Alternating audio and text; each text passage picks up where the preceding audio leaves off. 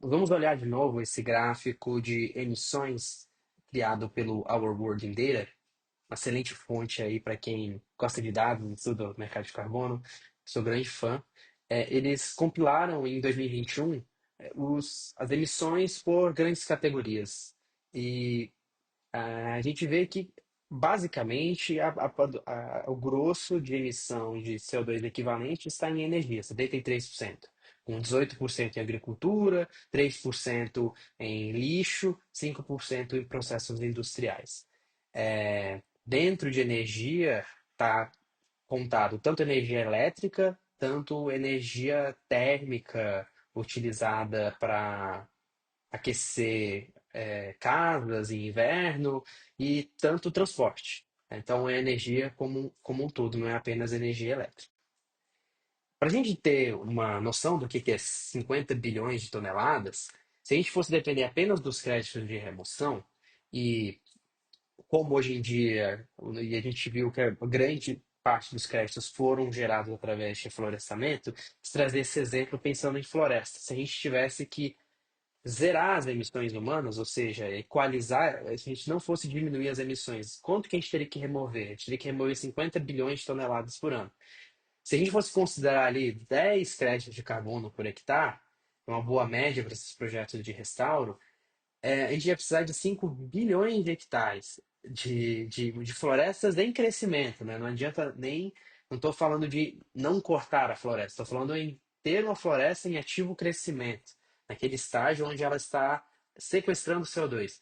5 bilhões de hectares é o tamanho da América do Sul e da África juntas. Então, se não tivesse nada aqui, fosse só uma floresta em crescimento, que de tempos em tempos a gente cortasse, retirasse a madeira, não deixasse essa madeira voltar, plantava de novo, a gente precisaria fazer esse ciclo, né, para a gente ficar no net zero.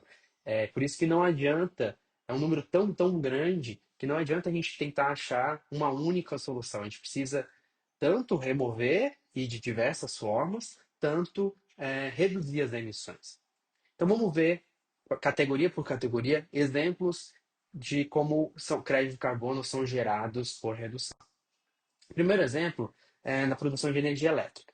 Então, uma, uma usina solar, ela vai gerar sim um pouco de CO2 equivalente, mesmo que em operação ela não está gerando, ela gera 0 quilos de CO2 equivalente quando ela está operando, mas o processo de construção dela, de transporte das peças, de produção do ferro, do vidro, a energia necessária para criar esses equipamentos, emitiu. E na literatura a gente considera cerca de 50 quilos de CO2 por quilowatt-hora, digo, por megawatt-hora.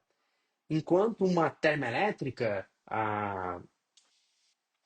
ela vai produzir, se for a base de petróleo, cerca de 800 quilos de CO2 equivalente por megawatt-hora, 1000 kWh. Então, nesse exemplo, se a gente fosse fazer de uma forma muito simples, daria para você gerar, você está economizando 750 quilos. Teoricamente, no máximo, daria para gerar isso. Claro, ou seja, 0,75 créditos de carbono. Mas a gente tem deduções e o cálculo não é apenas essa soma assim, simples. Depois a gente tem que ver sobre conceitos de vazamento e buffer. Mas de forma grosseira daria para gerar isso por megawatt-hora. E se a gente olha todos os créditos de carbono já emitidos, de novo a gente está vendo aqui, eu estou deixando o link aqui do dashboard que a gente criou com os dados lá de Berkeley, e agora a gente vai fazer uma sequência dessas categorias de redução, olhando também um pouquinho o que já aconteceu no mercado. Se vocês entrarem lá no dashboard, vocês vão poder ver mais coisas, o quanto que foi emitido por ano, quais são os projetos, vocês podem ver outros insights lá, mas por ser tão grande, tão complexo, aqui eu vou tentar simplificar e dar apenas uma noção geral, e quem tiver interesse, vai lá que fica mais fácil de você pesquisar a categoria e o histórico que você queira ver, né? Energia renovável foi o segundo tipo de crédito de carbono mais emitido até agora. A gente já emitiu 2,2, 2,3 bilhões de créditos de carbono desde o protocolo de Kyoto, mas praticamente essas emissões foram depois do Acordo de Paris, em sua maioria. 32%, ou 715 milhões de créditos de carbono, ou seja, 0,75 gigatoneladas daquelas 50 que a gente emite por ano. E nos últimos 10 anos, mais ou menos, a gente emitiu apenas 0,75 gigatoneladas. A gente deixou de emitir 0,75 gigatoneladas em energia renovável. Ainda dentro de energia, uma segunda forma de gerar crédito de carbono é com carros elétricos, por exemplo. Se a gente pega um carro elétrico, ele, na sua operação ali no dia a dia, ele não está emitindo, que nem um painel solar ele não está emitindo. Porém, ele emite, sim, CO2 equivalente, porque ele é abastecido por eletricidade. Então, um carro elétrico ele é tão limpo quanto é a matriz energética, a matriz elétrica de um país. É, mas montadoras de carro elétrico ou estações de carregamento de carro elétrico são passíveis de gerar crédito de carbono. Se a gente olhar o escopo de transporte dos créditos emitidos até hoje, foram bem poucos. Apenas 0,06% dos créditos emitidos vieram de transporte. Ainda é um setor que está descobrindo também formas tecnológicas de ficar mais eficiente. É, a gente vê que a recarga de veículos elétricos está aqui com cerca desse bolo de 1 milhão, ela tem cerca de 3, 4% do mercado. A maior parte das, das- da emissão de crédito de carbono de transporte estão em eficiência de frota. Lixo, a gente viu ali como sendo um dos principais problemas também, é uma outra forma de você gerar. Então, por exemplo, se você tem um projeto, um processo que, ao invés de deixar lixo exposto em lixões, você faz compostagem e você traz esse metano que seria expelido, né, para a atmosfera, se você traz esse carbono para o solo, você pode gerar crédito de carbono por redução. E vamos dar uma olhada aqui no mundo de lixo, compostagem, está aqui com. Já tiveram 5 milhões de créditos de carbono emitidos. Vocês podem ver os projetos lá, se vocês quiserem, lá no dashboard da Young Planet. E a grande parte dos créditos de carbono dessa categoria, que foi bem relevante, na verdade, 133 milhões de créditos de carbono já emitidos, foi de reuso do metano em lixões. Então, se você tem um lixão mesmo a céu aberto, você pode canalizar esse metano e dar algum outro fim, gerar biogás, você pode queimar ele para gerar energia elétrica, você pode plugar uma usina ali. São formas de gerar crédito de carbono. Agricultura regenerativa também pode gerar crédito de carbono.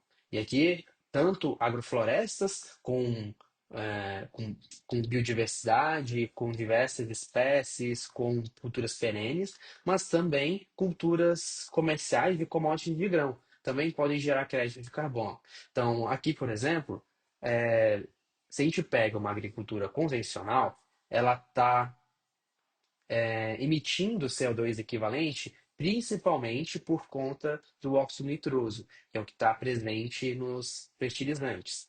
Mas também ela acaba emitindo CO2 na queima, na limpa do, do terreno para o plantio, e também como consequência de vazamento do carbono que está no solo por deixar o solo exposto. Então, se você tem uma cultura onde você utiliza, por exemplo, o pó de rocha que a gente viu como, como insumo, como fertilizante. Você tem plantio direto, mantendo o solo protegido, e você pode gerar crédito de carbono por redução, pois você vai emitir menos CO2 equivalente do que uma, é, uma produção convencional.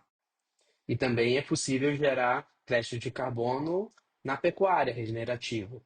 Se a gente olha formas convencionais de produção de carne, você tem a emissão de óxido nitroso do ciclo de produção da ração, da soja, do milho, e também uma emissão do próprio gado que rumina e de suas fezes, né? Já numa pecuária sem ser em confinamento, em campo aberto, onde as próprias fezes adubam o solo, não acabam se acumulando, e, e, o, o- e, o, e, o, e o gado se alimenta apenas de pasto, não precisa de ração, ele também emite menos. Então, também você pode gerar crédito de carbono por redução dessa forma. E olhando o mundo aqui de agricultura, dentro da base, a gente já tem 33 milhões de créditos de carbono emitidos. Dá para a gente ver também lá quanto que tem no Brasil, mas aqui é mais para a gente estar olhando do ponto de vista global. De agricultura regenerativa, que está sendo chamada aqui de sustentável, são 700 mil. Então é pouco. A agricultura ainda emitiu poucos créditos de carbono, comparado com outras grandes categorias que vêm a seguir. O REG, que é o tipo, né, de crédito de carbono que mais foi emitido até hoje. Ele é crédito de carbono por evitar desmatamento e que é muito relevante aqui no Brasil. A maior parte dos créditos de carbono do Brasil vieram de evitar desmatamento. E basicamente a conta é o quanto de estoque de carbono que você tem em um hectare e qual que é a, a probabilidade desse estoque de carbono, ou seja, dessa floresta ser desmatada num dado tempo. E essa estimativa de quanto que pode perder é o que gera crédito de carbono, não é o estoque de carbono em si. É a pressão de desmatamento sobre esse estoque de carbono que faz gerar o crédito de carbono de RED. E como eu falei, é o tipo de crédito de carbono mais emitido no mundo. Já foram 523 milhões de créditos de carbono emitidos de RED, sendo que desses, 40 milhões vieram de RED ditos jurisdicional, que são emitidos por estados ou países, não de projetos privados.